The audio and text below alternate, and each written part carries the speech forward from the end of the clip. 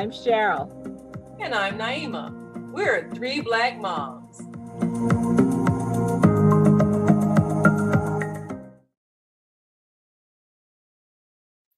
Happy Valentine's Day.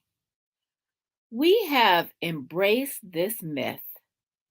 We have gone above and beyond. Black women are going to save the world. Trust Black women. Believe Black women. Some of those are true. Yes, you should trust us, and yes, you should believe us. But we shouldn't be the only ones who are holding up the world and are the only ones that should be charged with saving it, because we can't do it all, nor should we. So we want to talk about the fact, as we get ready to celebrate Valentine's Day, we need love too. We need to be nurtured rather than being the nurturers. We need to be cared for instead of just solely being the caregivers. We need partnerships instead of always having to shoulder the load on our own.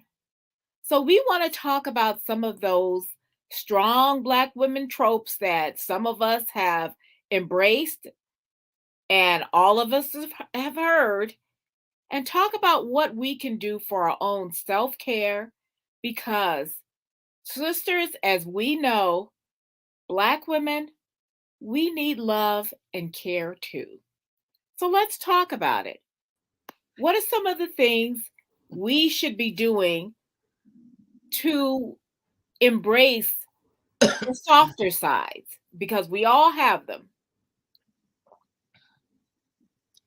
Well, I think that first of all, we have to not feel like if we feel lonely or sad that we're being weak.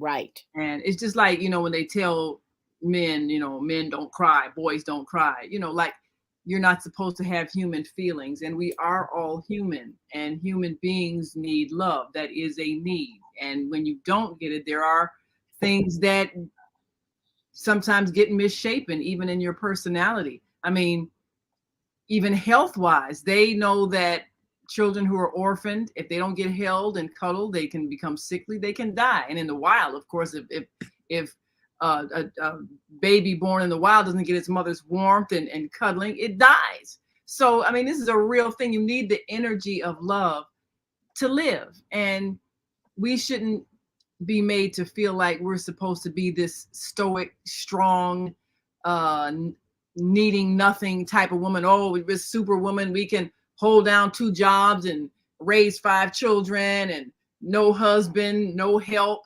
And we're supposed to be able to do it all. And there's so many women that are in states of depression because they don't have that nurture in their life. They don't have that comforter. They don't have that person that they can just share things with and trust. And they're supposed to just, suck it up and not need anybody. And so sometimes, we overcompensate by trying to overdo and be superwoman. But you find a whole lot of depression underneath all of that. And that's why, because we've been made to feel like if you show any need, you're weak. And that's really imbalanced. There is an article called The Labor of Love from Mahogany Magazine that I just read actually about a week ago. It's an online magazine written and produced by African American authors. And it actually touched on this subject where the author talked about how Black women need that care, need that love, need that support, but need to be willing to accept it. There are so many movies that will hail the strong Black woman who has persevered through all kinds of problems and financial hardships and the horrible things that have happened at the expense of unkind friends or lovers. And those kind of things continue to be a little bit of a fantasy fairy tale where we have embraced that false belief that we are strong and nothing can kill us or hurt us or harm us or make us feel like other women in other groups. And so this article actually, and I suggest that you check it out, it's just called Mahogany. I would suggest that you would read this article, read the things that she talks about. Now, I have a story myself. I'm going to tell on my husband. When I was a young mother in the hospital, I had some difficulties. I'd actually gotten an infection from the hospital. They didn't realize this until after, when they were trying to examine what was wrong with me. But there was this intern who was very rude and very mean to me, and brought me to tears. My husband was there, and my husband actually rebuked this young intern and told him, you know, you need to leave. And the intern was shamed and left. I'm making this story short because I've shared this before, but I just felt so loved, so cared for, so defended by my husband, who I had not seen him really come roaring mad at this person who was rude to me in the hospital. Now, I want to talk to you. We can't really talk about love without talking about the lover of life, the lover of our souls, Jesus Christ. Now, there are three kinds of love, and our poor vocabulary does not really describe it. We'll say, like, I love ice cream, I love books, I love staying out, I love men with good looks. But the three kinds of love, we have Did you eros. mean to rhyme that? Yeah, I actually just happened to do that. But eros is a sexual love. These are all like Greek words. We have phileo, which is the brotherly friendship love. We have storge, which is the kinship family love. And then we have agape, the love that God has for us, the love where God gave his life for us. And, you know, scripture also says that greater love has no one than someone who lays down his life for a friend.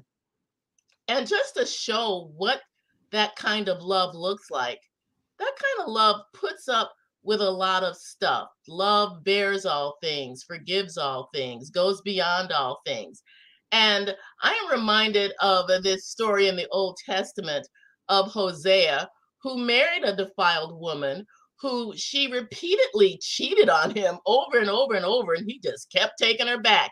And in the end, he had to pay for her because she had gotten sold into slavery during her runnings around with wild men. And he paid an exorbitant price for her and took her back, and even raised her kids. It isn't even known if all the kids that she had were by him. I think that we could learn a lot from the kind of love that was given and displayed in this story, this historical story of Hosea, who kept taking her back. Do you know someone who will take you back if you've done them wrong?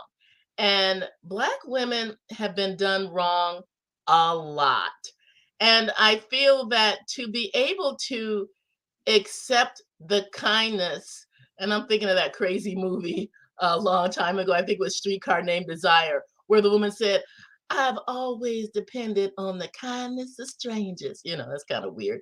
But I think that in order to embrace your whole self and really care about your whole self, you need to be willing to be honest about the vulnerabilities that we really have. Yes, we're strong, and yes, we'll persevere, and yes, women will go to bat for their kids to the last drop of blood. But I'm telling you, we need to be able to be seen as women that want to be loved and need to be cared for. Well, let me throw this out there. Since you mentioned a few Bible verses, I'm looking at a trend that I've seen among a lot of women, and you know, I understand dedication to spirituality. But given the way religion has distorted sexuality and shamed women out of their sexuality and shamed women who are sexual, sometimes women are confused in believing they cannot be spiritual and sexual, and also making them feel that if they are in fact desiring the love of a man, that makes them somehow dirty and wrong. And I think that kind of Taint. distorted religious teaching has really crippled us in many ways of being able to form healthy relationships. Now, Yeah. I've seen women, go all overboard with the church activities and everything, to the point where they will neglect a husband. And if he says, well, look, I need some attention, oh, that's the devil talking. And they're not realizing, to build a relationship, you need to spend time together. But their thought is, well, I'm doing this service. And I've seen women take that to the extreme. I've also seen women sometimes taken advantage of by preachers, because preachers see the need, they see the absence, and next thing you know, they got a secret intimate relationship with a preacher who was often married, but he also sees the absence of men in these women's lives, and then they are able to step in and fulfill her loneliness, which is unethical, but we see it all the time. And I've got so many instances of church pastors in scandals. So, when you have you have churches when you have maybe 90% of the congregation is female, that's very imbalanced. Yeah. And I'm glad you said that word, because I wanted to touch on that too. That's a great segue, because between what Barbara was saying and then what you, Naima, was saying, I was thinking, what is missing in our lives is that balance. One, yes, it's great to have a partner, and I say partner because it can be either a male or a female or someone non-binary, but you can have a partner, and you need to have that vulnerability to be able to embrace that partner and have that partner embrace you. But you also need to be aware of the word no when you don't have what you need, and to also embrace your own self-care. And that's what a lot of the thing is that love isn't supposed to hurt. And that's what we always forget, is that either, if in Barbara's story, I hear, okay, this was someone who just kept going back to someone who was not available to him, and kept trying to change that person, instead of maybe that person did not want to change. And and that is an emotionally, if not physically, abusive relationship. It's an emotional abuse. And at some point, we can love someone as hard as we want, and if that person isn't good, you need to be able to love yourself enough to say, you know what, I need to go. And it was so funny that, and I'm going to quote one of those great Black women, Medea. Yes. all props to Tyler Perry, but all right, y'all don't say nothing about it. You say they're not a real woman. Hey, but playing a real Black woman would say, if somebody doesn't want to be with you, let them go. Absolutely. Not. Why am I trying to convince you that I'm good enough for you when you're probably not good enough for me? So, I'm going to give you my love, and you can receive it or reject it. But if you reject it, don't come back and say, okay, I'm ready for it now, after you've been catting around and then found out that nobody wants you. And that's the thing, is that we need to love, the first person that we need to love is us. Ourselves. Because back to you a reflection of how you feel about yourself. Exactly. You're only going to end up with someone who mistreats you if you don't feel worthy of good treatment. And it's not blaming the victim, It's realizing that you've chosen to be a victim. And Why you don't have to are you be. doing that? And You are always going to be enough. And that is the thing. I remember there was one time that somebody said there was a survey and they were in a group and someone was and the question was, how many of you all could see fighting for your life? And a few hands went up. And then the question was, how many of you would be willing to fight for your child's life? And every hand went up. Oh, yeah. We have to love ourselves as much as we love our children, because everybody, mothers know you'll throw yourself in front of a train for your child. You will. And it doesn't even have to be yours. A lot of times it's somebody else's. Because that is your visceral reaction. Not everybody feels that, but some of us do. Yeah. And the thing is, you need to love yourself that much. You need to love yourself enough, if you're in an abusive situation, to take yourself out of it the way you would take your child out of it. And I want to speak to the fact of how sisters need to be supportive of each other. Yes. I'm going to touch on a subject that has been painful to me because I have observed it. But many times in the workplace, Black women are not kind to each other. They almost act like there's this competition to be the only one there. And we need to be able to develop our friendships with our sisters that are kind of like the friendships we had when we were kids in school. You know, you had a best friend, you went through everything together, you stood up for each other, you had each other's back. And then you grow up in this environment where Black women are mean to each other. Where is that at? I know where that's coming from. That is coming from racism, anti-Black racism, and white male superiority. So with the white supremacy tells us, okay, if we give you one, that's all there's room enough. But let's take responsibility for our response. Because you allow people to pit you against each other, you're allowing that. And that's exactly right. Take responsibility for choosing to mistreat someone because someone else says we can only take one. Okay, well, if you have that attitude, do I really want to work there? I'm not going to allow you to pit me against another woman. It's the same thing if a man pits two women against each other. Well, I'm with my wife, but I'm cheating on her. So now I got the wife and the girlfriend fighting against each other. Would you allow someone to pit you against someone else? Oh, I want this man. I'm taking him for her. I'm going to put her down. Why are you allowing someone to make you lesser than your best self? Exactly.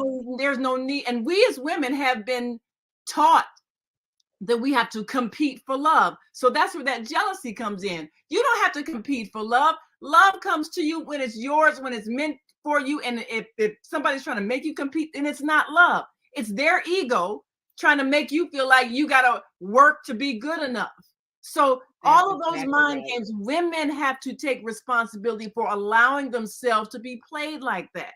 We have to develop sisterhood because we love ourselves enough That's exactly right. Want to be our best self and to know that we will attract to us someone who appreciates who we are. You don't have to fight some other woman for a man. You don't have to fight some other woman for a job. You don't have to fight some other woman for anything. Just be your best self and appreciate yourself. Like you said, love yourself.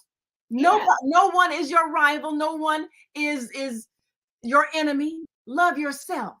And that's what we gotta love. That's what we gotta learn. Exactly right. That's exactly right. It's so funny when you say that, Barbara, about Black women being mean to each other, because when I recently, and I'm talking about a few months ago in the summer, I went to it was kind of a memorial for one of our Black women who had died, and she had from the Globe.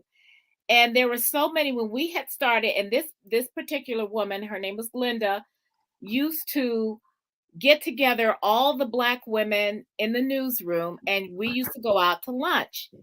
And she would organize this stuff, and Glenda was a Chicago girl. I love her forever. Her name was Glenda Buell, and she worked in the editorial. And we had gone to a memorial for her, and we looked around at all of these women.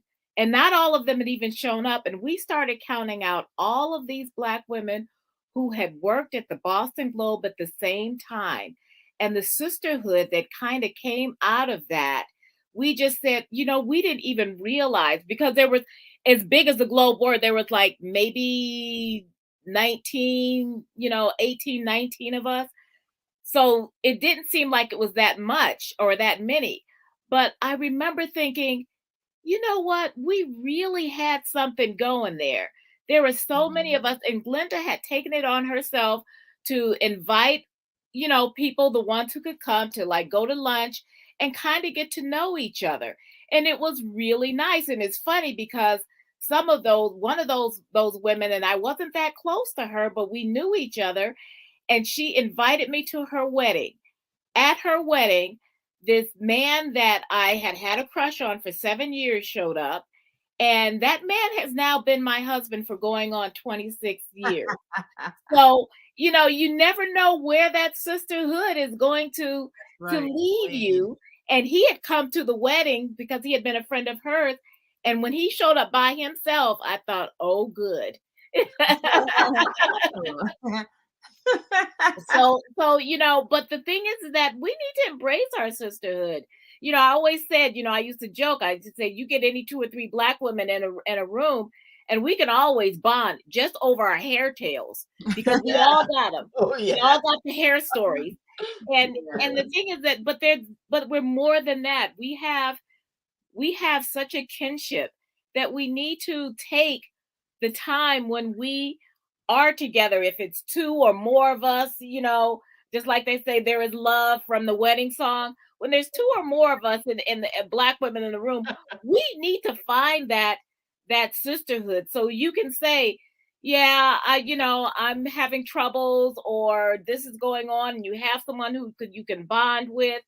And maybe you all won't be close friends. Maybe you all just don't mesh. Maybe, and that I met plenty of women who was like, okay, they're not necessarily my cup of tea, but we can still be cordial and we can still be sisters, because we need each other, and we need to hold each other up and lift each other up and embrace each other and be there for each other. And then when we learn to love ourselves and to love each other as Black women, we can exhale.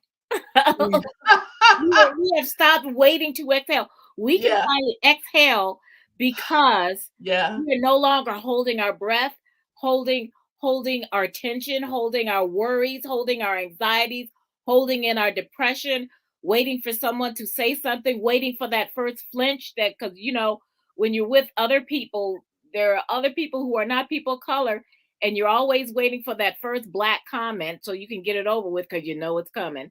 Well, I think what we have to develop the peace of mind where nothing anyone says can make us flinch, because there's nothing you can say or do to me that will change the reality of who I am.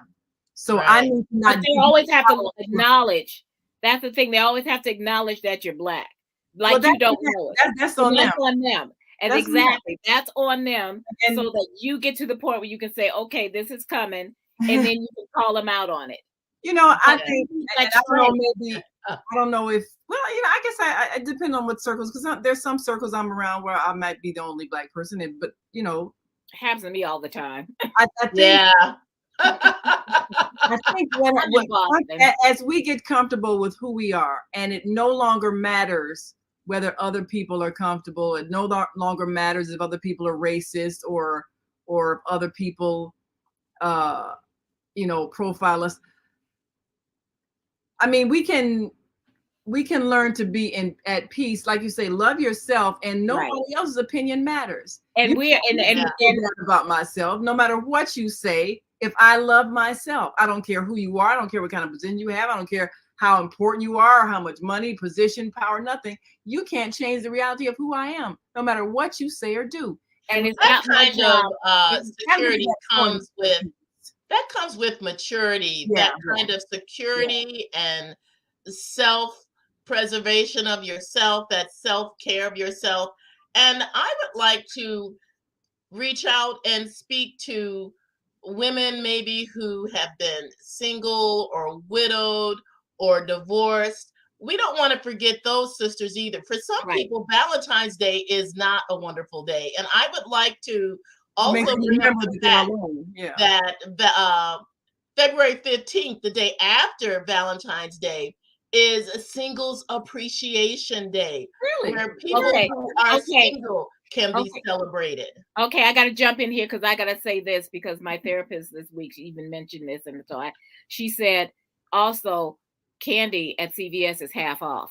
You know, very important. So yeah, that's true. Buy yourself some candy and Buy Yeah. yourself some candy. flowers. You know, Buy yourself some flowers. You know, buy yourself a facial or a massage or Yeah. a bubble bath. Definitely massage. You know what? Yeah. That is the Pedicure, thing is, manicure, all that stuff. yes. Treat yourself. Oh, yeah. Pamper yourself. That's part And of don't self-care. Take yourself The out. pedicure. Take yourself out to a nice dinner. Yeah. Yeah. Spend some money on yourself. You don't feel Yeah, like, spend well, some I want money to on resist me. yourself. No, you're You special. know, you've Dress earned up. it. You've earned it. Yes. You know, and like I was going to say, when we talk about people, you know, saying stuff to us, it is no longer your job to make other people comfortable with your Blackness. Absolutely. That is on them. So we are proud, beautiful Black women, you know, and we need love too. But the first love we're going to get is love of ourselves. Yes. And then the more you give to yourself, the more you have to give out to other people. Right. You know, I was in a seminar today. It was one of those self-empowerment seminars. And the guy who was giving it, he was really making some good points about how we have all this negative self-talk and we keep repeating it. And if you've grown up in an environment where maybe your parents or siblings or even classmates called you ugly or any other kind of thing, or stupid or anything, or you know, if you were large, they talked about your weight, whatever it is, that if it happened in your life and it made you feel bad about yourself, you have to make a conscious effort to undo that programming, because you subconsciously say things to yourself. Oh, I look terrible. Oh, my behind's so big. Oh, you know, you can say those things and you don't realize that you're cutting yourself down internally. And the vibration that creates, because thoughts are vibrations, words are vibrations. When you think low about yourself, the vibration you put out attracts to you someone who will think low of you as well and will treat you as if you are not worthy. So we have to really consciously do positive self-talk. Look in the mirror. I think they said Mary McLeod Bethune would look in the mirror every day and say, Black is beautiful. Because you got to reprogram yourself. If you've heard all those negative things growing up, it's still in you and you're still saying it even though you don't realize it. So you got to unsay it. You got to say those positive things. I'm beautiful. I'm beautiful. Oh, my hair is wonderful. Oh, I'm fine. Oh, I'm just so fine. Oh, I love me. You have to do that because we can't But say I am undo. a great book that tells you to how to even speak to yourself positively. You are worth the work by Junie Felix. And whatever is pure, whatever is lovely, whatever is a good report, think on these things. You know, I saw this movie that was based on a true story of one of the first African-American pilots. And there's this scene in the beginning, you hear this man saying all this horrible, bad stuff about Black people. And then you move back from the camera and it's the man talking to himself, saying all this negative stuff. And he said, I have to do this because these are the things that have been said to me. And if I say them first, you know, I can dispense the power that it has over me. I don't know if that was really true. I found his negative self-talk to be painfully destructive. And so we need to get out of that mode of saying bad things about ourselves, repeating bad things. You know, you are a creation of God who made you in his image. Yes, you are worth the work to go through the things that cause trauma in your life, to get away from those negative things that impacted you, the things that were bad that happened to you. That's not your fault, you know, and you can rise above that. I think that having a good grasp of knowing who you are, who you were created to be, Who loves you? God loves you and gave himself for you so that you could have that abundant life now, not later on, in heaven or whatever, but right now you can live that kind of life that is worthy of you to have, whatever your circumstances are. Well, Well, let's remember for us that to go. always, Yep, time for us to go. so that we may live that abundant life of love. We thank you all for watching. I believe we had a comment, someone who has some issues with what is happening in Nigeria with women. Yeah. And we understand that all over the world, women need to learn to love themselves. And that's when we know that we are expressing what we deserve. Thank you so much. Join us again tomorrow. Well, no, not tomorrow. Next week. You're already gonna be here. Tomorrow, if you're coming to the house. So Negus Afra, We gotta go. well, we thank you. We thank you. Happy Valentine's Day. Happy Valentine's Day. And remember, no one can take advantage of you without your consent. Love yourself above all. We will see you next time. Until then, I'm Naima. I'm Cheryl. I'm Barbara. Have a happy Valentine's Day. Love others. Love yourself. Love God. Bye.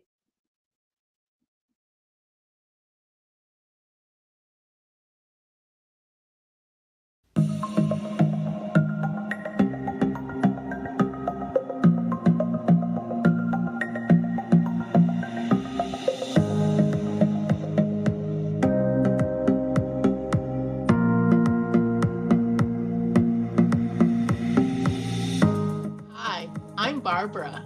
I'm Cheryl. And I'm Naima. We're 3 Black Moms.